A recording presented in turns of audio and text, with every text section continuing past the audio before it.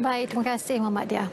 Peranan Petroleum Sarawak Berhad Petros dan isu penyukatan tanah hak adat Bumi Putra NCR antara tumpuan utama dari Bumi Kenyalang Jari. Untuk laporan penuh, kita terus saja bersama Muhammad Azizi Rahim di sana. Silakan. Assalamualaikum dan salam sejahtera. Sarawak komited memperkasa peranan Petroleum Sarawak Berhad Petros. Ketua Menteri Datuk Patinggi Abang Johari Tun Abang Haji Openg memberitahu langkah ini bagi menerajui keterlibatan negeri dalam industri minyak dan gas, terutama dalam sektor hiliran. Datuk Patinggi Abang Johari memberitahu ia dapat dicapai dengan adanya hak pengurusan di dalam pengawal seliaan perlombongan darat termasuk pengedaran gas. Ia sekaligus mampu mempertingkat penyertaan Petros di kawasan pengeluaran petroleum di kawasan luar pesisir. Jelasnya lagi, usaha ini juga bertujuan mendapatkan bekalan gas semula jadi bagi mendorong agenda pembangunan industri. Ini termasuk pembentukan pusat petrokimia dan pelan pemprosesan gas bagi memenuhi peningkatan permintaan liquefied petroleum gas di dalam negeri. Beliau berucap demikian dalam majlis makan malam Petros serta oil mining lease handover di Kuching. Sementara itu, pengerusi Petros Tan Sri Dato' Amar Hamid Bugo memberitahu bahawa Petros akan berusaha untuk mencapai kadar pertumbuhan ekonomi sebanyak 8% ke arah menggandakan keluaran dalam negara kasar menjelang tahun 2030. Penyukatan tanah hak adat Bumi Putra NCR melalui Seksyen 6 terdahulu oleh kerajaan bertujuan bagi menanda tanah kumpulan penduduk supaya tidak diceroboh atau dijual beli oleh pihak lain. Ia tidak seperti yang sering dimanipulasikan oleh pihak tertentu yang mengatakan penyukatan melalui Seksyen 6 adalah untuk kerajaan mengambil tanah tersebut daripada penduduk. Menjelaskan perkara tersebut, Timbalan Ketua Menteri Tan Sri Dato' Amar Dr. James Jemut Masing ketika berucap pada Majlis Mesra Rakyat Dun Samalaju di Rumah Engkabang, Batu 14, Jalan Bintulu Miri.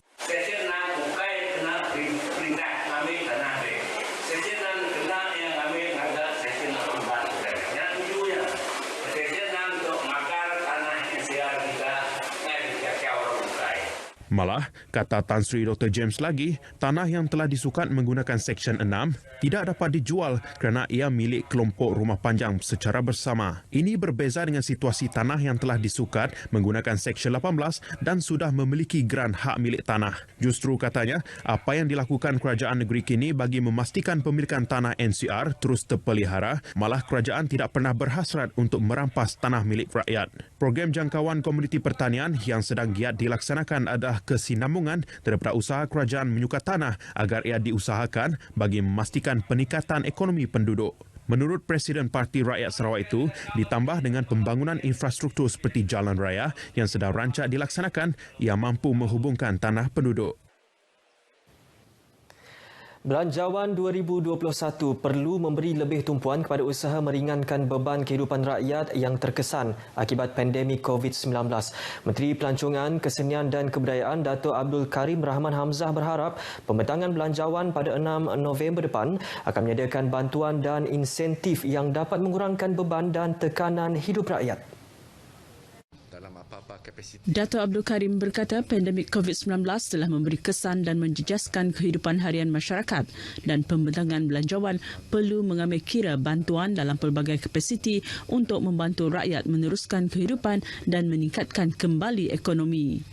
Dan harapan saya adalah apa-apa yang hendak dibentangkan itu sedikit sebanyaknya dapat meredakan dan dapat memberi mengurangkan beban rakyat. Tak perlu sangatlah berkenaan dengan big prasarana dan sebagainya. Tapi pada masa ini, untuk tahun ini saya rasa apa yang perlu diusahakan oleh kerajaan adalah untuk meringankan beban rakyat. Menteri itu ditemui media selepas merasmikan program Jelajah Belia Sarawak 2020 untuk Dewan Undangan Negeri Tupong di Kuching. Dalam pada itu, beliau berharap insentif membantu penggiat industri pelancongan turut diberi perhatian.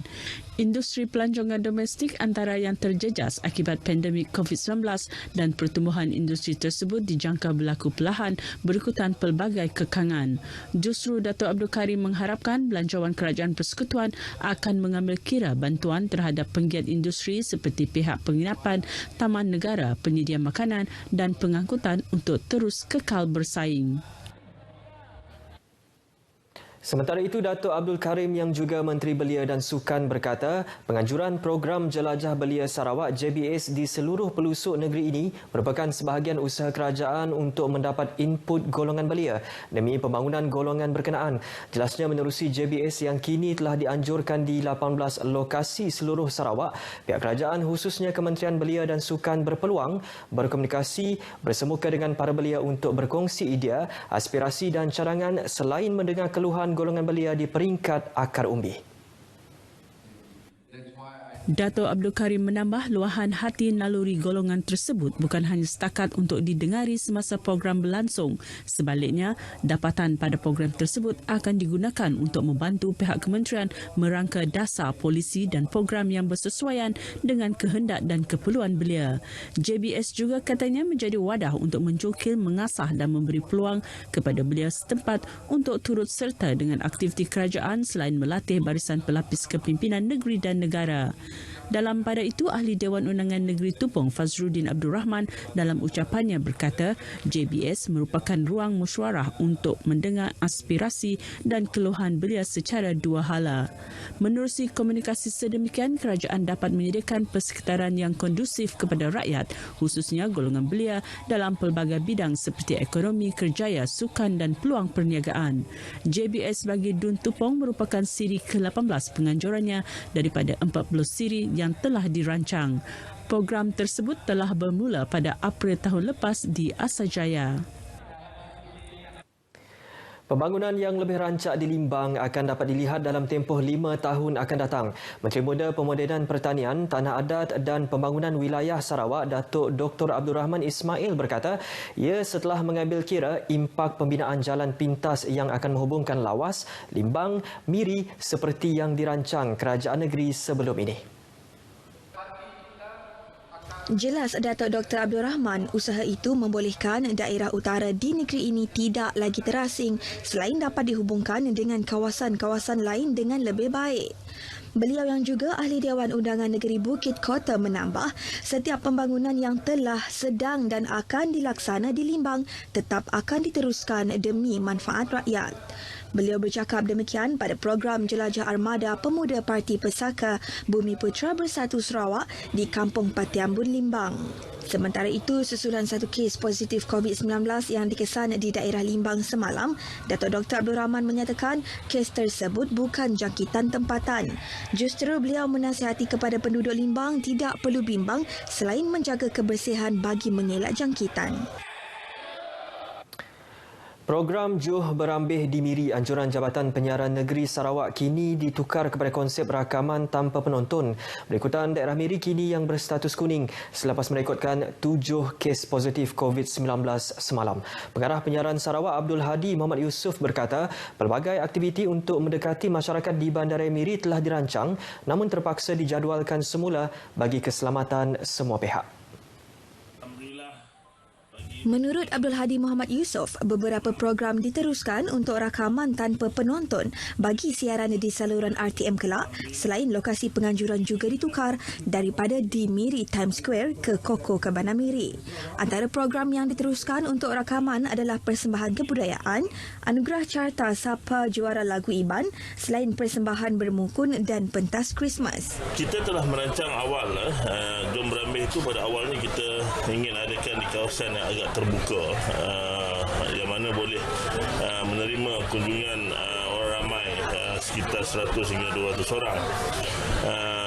Tetapi memandangkan keadaan COVID telah mula melanda Bandaraya Miri ini, yang mana daripada zon hijau telah bertukar kepada zon kuning, maka kita telah mengubah konsep kita, yang mana kita merakamkan program-program kita tanpa penonton.